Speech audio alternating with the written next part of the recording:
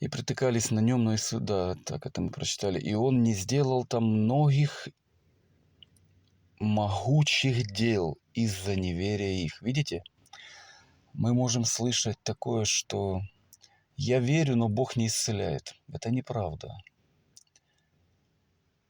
Понимаете, из-за неверия нашего Бог не может действовать в наших жизнях. Нам надо пересмотреть себя.